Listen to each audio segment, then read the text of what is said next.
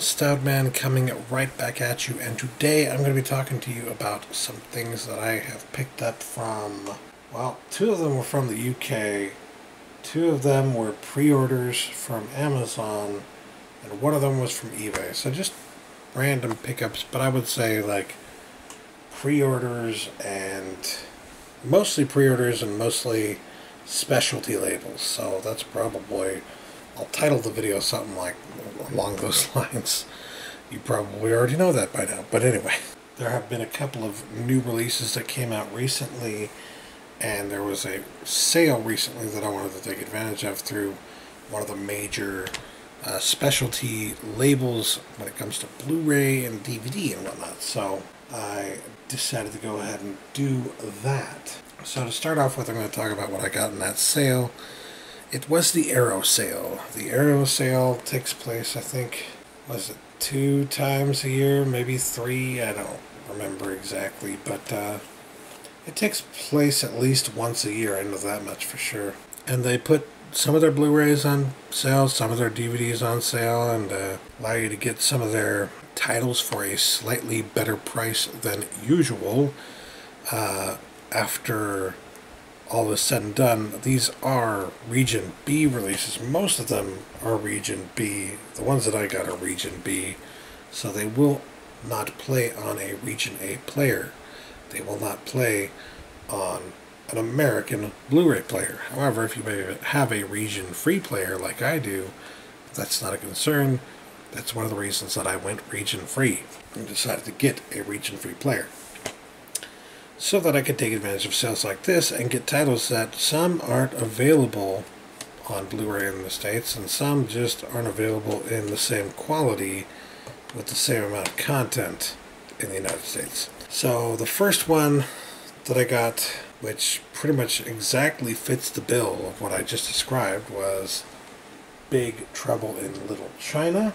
This one is available in the States, however, it's a pretty bare bones release. There's nothing special about it, and from what I understand, the transfer is not anything to write home about. So I can't even remember if I have the Blu-ray for this. I don't think I do, but if I do, I guess I'll just sell it or something. But I definitely wanted to get this one. It was, I believe it came to like £7.49p, or £7.49. Yeah, there we go. Am I saying it right now? I hope I'm saying it right. My British viewers can correct me, but yes. Ultimately, when all was said and done, after the conversion rate, it was like $10 and some change or something like that. So, not a bad deal. All things concerned, it could have been worse. Usually, these titles are so much more expensive. So, really cool stuff there to be able to get this specialty release, this Arrow title, for such a good price, especially considering that it has, well, the original artwork. That's always a bonus, but also has a bunch of special features on here, including the new transfer, which, as I understand, is a very good one. Got the auto commentary with John Carpenter and Kurt Russell. Return to Little China, brand new interview with John Carpenter. Being Jack Burton, a brand new interview with Kurt Russell. Carpenter and I, a brand new interview with cinematographer Dean Cundy. Producing Big Trouble, a new interview with producer Larry Franco. Staging Big Trouble, a new interview with stuntman Jeff Imada. Interview with visual effects producer Richard Edlund. Vintage making of featurette featuring cast and crew. Extended ending, deleted scenes, music video, gallery of behind-the-scenes images, 3 original trailers, TV spots, reversible sleeve featuring original and newly commissioned artwork by Jay Shaw, and a partridge in a pear tree. I'm not kidding, there is so much on here. So, wonder why I got it. That's why I got it, because this is a great freaking movie, and it deserves to be given that kind of treatment. It deserves, if you like movies like this, if you like classic 80s cheese like this, and you want it in your collection, don't get the bare bones release. Get the really nice special snazzy release, you know what I mean? So, very glad they put this one on sale. Such a good deal too. I know a lot of people already had it, so they weren't really interested in picking it up in this sale, but as somebody who didn't have it yet, I was very happy to see it on sale for such a low price. immediately snagged that up. The only other title I got in that sale, however, was Waking Life, and this is the second situation I described where it's actually not available on Blu-ray in the United States. It's just not. This is the only way to get it on Blu-ray. I think Brandon mentioned it might be coming to Criterion or something like that, but I have heard nothing about that, so I don't know. But yeah, this is a really great movie. Richard Linklater, he did this one in this kind of cool art style. I don't know if you can tell the art style from the cover there. Here, there you go, that kind of art style.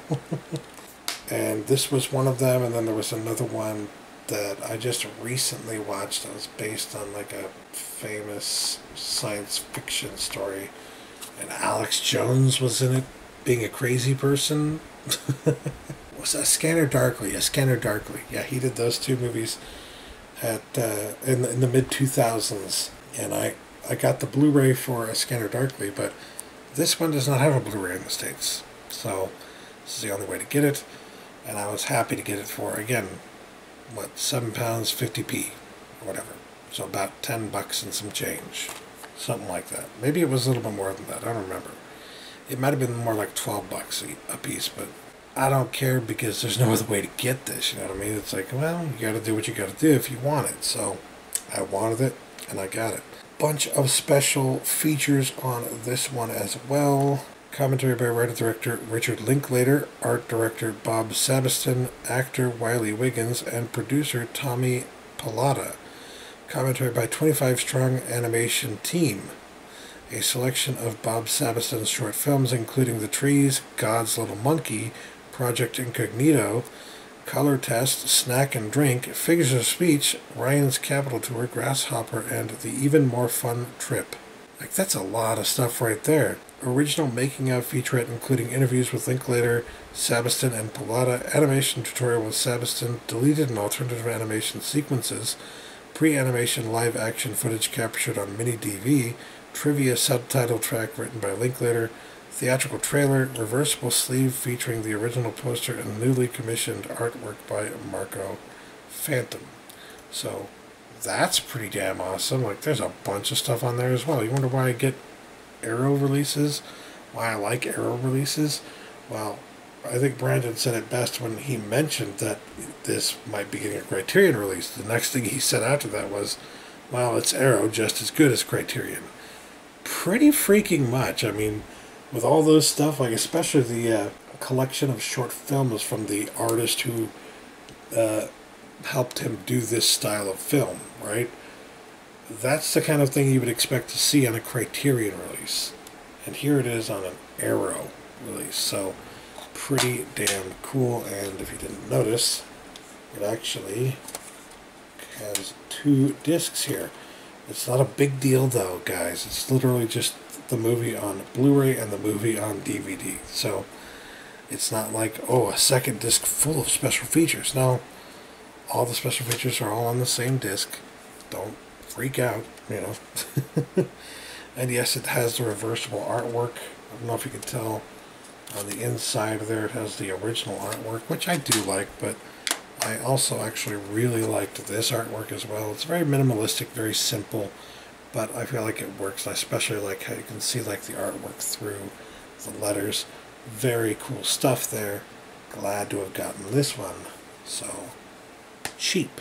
Next up, speaking of Criterion, I pre-ordered a Criterion long ago, and it finally came to me, and it's a movie that I've been wanting to have on Criterion for quite some time, and that would be Jim Jarmusch's Deadmen. Jim Jarmusch is an amazing director. I mean, he has done some brilliant, hilarious stuff, and this is a prime example of some of the more hilarious stuff he's done, because, like, I don't know, if you haven't seen Night on Earth, you definitely need to. You will howl laughing at Night on Earth. There are also some kind of somber, almost sad moments in that movie, but most of it is just funny, and just it depicts life as it actually is in such a way that just rarely ever gets shown in any movie. So that's definitely my favorite Jarmusch movie, Night on Earth. But this one I would say is either a close second or third, because there are just such amazing characters in this movie. One of them played by, I can't remember his name, but he's the actor who was the big villain in The Crow. He has this really dark, low, gravelly voice. And I believe he was also in Alien Resurrection. That might help you guys recognize him a bit. The guy with somewhat gravelly voice in Alien Resurrection. But yeah, he plays a character in this movie that is, well, he's paid basically to be a bounty hunter looking for the main character played by Johnny Depp. And he is just the most hilariously stupid and yet still kind of funny character in this. He just plays somewhat of a bumbling buffoon. He's smart enough to know what's going on. It's kind of like an act that his character is playing in the film to play off as this idiot who doesn't know what he's doing. And just some of the jokes he's telling, some of the things he says are just so freaking hilarious that they will have you laughing for sure.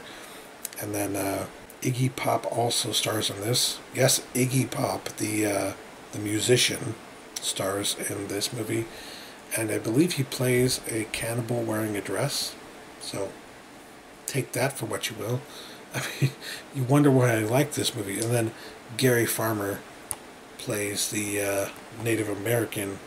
I believe his name is actually Nobody. So that's pretty interesting.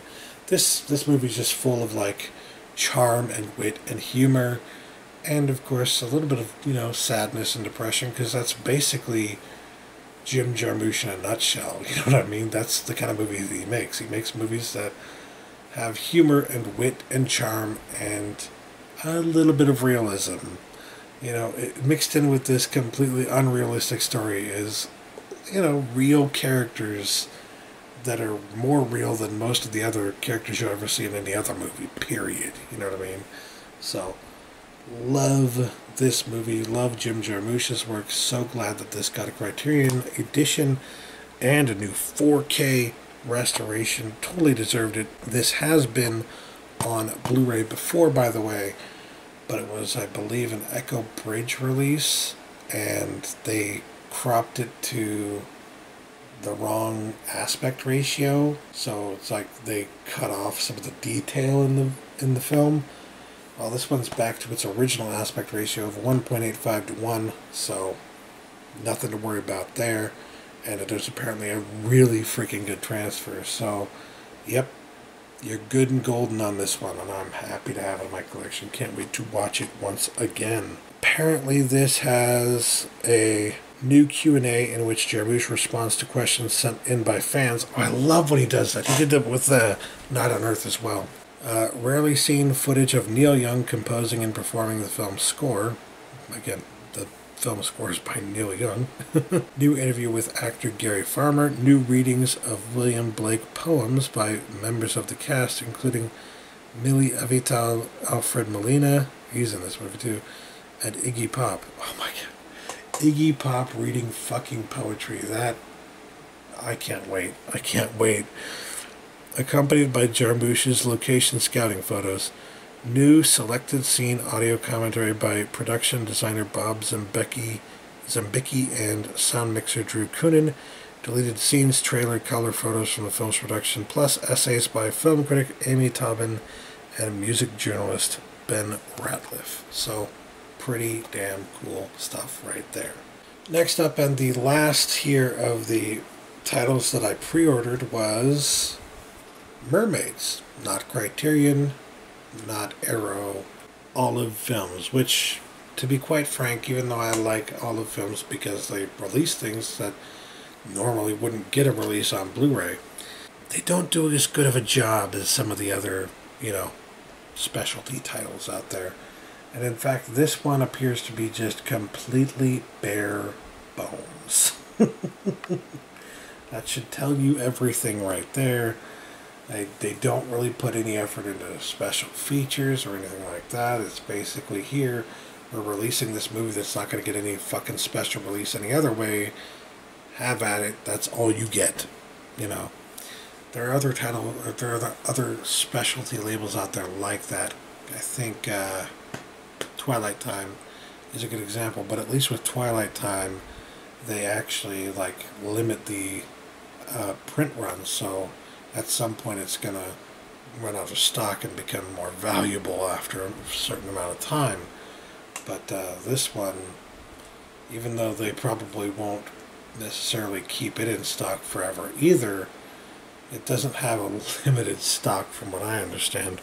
So yeah, it's not like it's going to accrue in value or anything like that. It's literally just one of those things where you have to buy it, and if you want it, you know. And that's exactly what I did because I wanted it. This movie is fantastic. It is a hidden gem that I feel like not enough people know about or appreciate. I'm not a huge Cher fan. I'll just get that out of the way right now. I have a lot of respect for her ability to go and start her career early on in like the 60s and 70s and make like a huge career for herself then, and then take pretty much an entire decade off, come back in the 90s, and just immediately back to business, and like nothing changed, and she's on top of the world again. That to me is pretty impressive. But I say that having also to acknowledge I don't really like her music. I'm not really a Cher fan. I don't really care that much about Cher. But I love Moonstruck. Moonstruck is probably one of my favorite romantic comedies. It's so good. It's so poignant. The message behind it is relevant even to this day. It's so fucking true. It's so well written. It's just amazing. You guys really have to go back and watch it because it's just so good. I can't remember, but I think that was one done by the same woman, written by the same woman who wrote Sleepless in Seattle and You've Got Mail and stuff like that. But whatever the case may be, that was just a really good movie there. And then this one was another great one that Cher was in. I mean, she doesn't get enough credit for being a decent actor, and she was a pretty damn good actor, quite frankly. And this, I feel like, was a good example of that. And this one, I don't know. I'm sure some of you are out there saying, what even is this movie? Well, let me start off by pointing out the names here. You've got Cher, you've got Bob Hoskins, Super Mario himself, okay, and Winona Ryder. Need I say any more about Winona Ryder? Speaking of which, Winona Ryder was also in Jim Jarmusch's Night on Earth. She's one of the first characters in that movie. She does a freaking great job as that character. I love that character so much. Another reason why you need to see Night on Earth, by the way. She's also very good in this movie as well, and one of the reasons I really liked it, but I have to be honest about this one. If you are not secure, if you're a guy and you're not secure in your masculinity, you know what I mean? It's not that it's gay or anything, it's just a very feminine film, you know what I mean? It's very, very feminine. So there might be moments in this movie that you feel uncomfortable if you're not secure, right? In your, you know, manliness or whatever. But I never really had a problem with that kind of stuff, so I just really enjoyed the movie because it's really fucking good. So yeah, there are parts where it's funny, there are parts where it's kind of sad. I feel like it's I guess you could compare it to something like, in some ways, Stand By Me, and in other ways, Unstrung Heroes, if you guys remember Unstrung Heroes. So there's a bit of comedy to it, but there's also like some deep moments to it as well. It's just a really good movie that I feel like more people should know about and check out because it's a lot of fun. And I'm glad that Olive Films gave this one a chance, put this one on Blu-ray. So I had to show my support by going ahead and pre-ordering this one, even though I'm sure in a couple months they'll drop the price down to like $12-11 or something like that, and I'll be like, well, fuck, I paid more than that. I had to put my money forth and say, I support what you're doing by releasing this movie because nobody else was going to do it.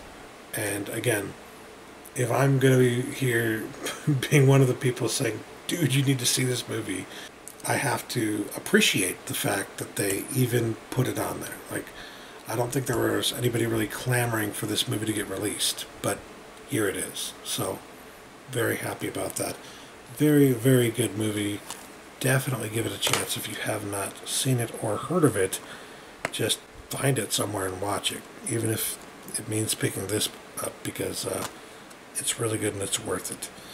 I don't know if I would say necessarily that it's worth the full price, that you're going to pay like 20 frickin' bucks for a title that has no special features, bare bones, but it was worth it to me because it's been so long since I've seen it, and I love this movie so much, and it was never going to get a release any other way, so yeah, very happy about that. Last but not least, just throwing this in there because I also purchased it recently. This one from eBay. I found it on there for $7. It's a game, so you can go ahead and turn the video off now if you don't care about games. But went ahead and picked up Beyond Two Souls, which was a game that I wanted to play at the end of the PlayStation 3's life cycle, if you will, but I never got around to picking it up. And time went by. I haven't turned my PS3 on in ages. I don't even know if it still works, but we're in that period right now. We're in the period where it's just about to get to the point where PS3 becomes retro. And the second that PS3 becomes retro, the price of these things is going to shoot through the roof. So now is when you need to start buying the games for the PS3 that you actually want, because they're going to be at their cheapest now. I think actually a lot of them were at their cheapest a few years ago, and we're getting to the point now where they're starting to pick up in price a little bit. So some of them are a little more pricey now, and some of them are not as pricey, and this just thankfully dropped into that $7 to $10 price range. And I was like, I'm going to get it now before it jumps up to like 30, 40 bucks and nobody can freaking buy it. So, yeah. This one from Quantic Dreams, the same team, I should say, who did Heavy Rain, which I played that one, and I really enjoyed that one. But then never got around to playing this one. Never got a chance to play this one.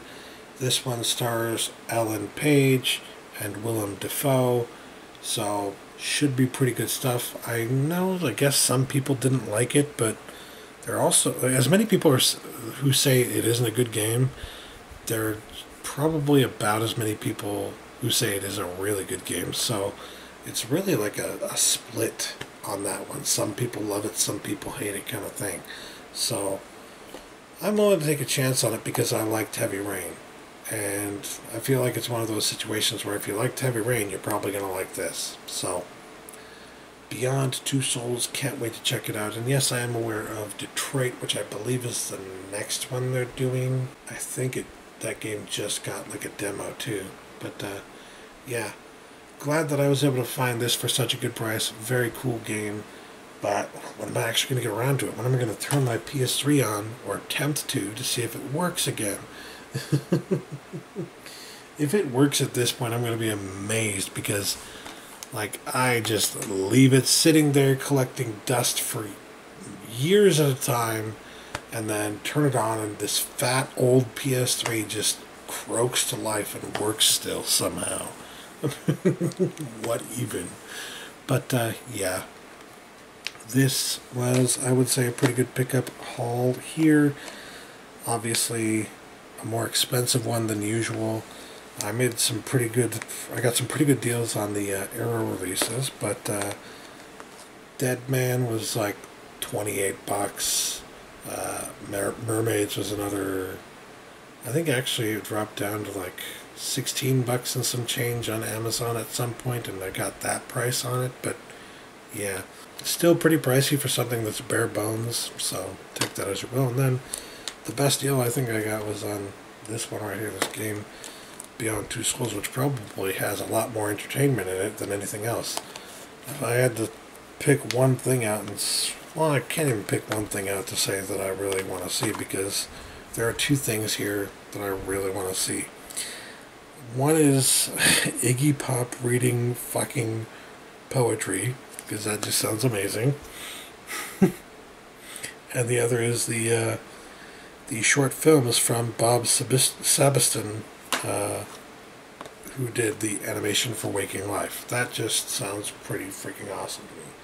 One of them I want to see because it sounds hilarious, and the other one I want to see because it just sounds very interesting.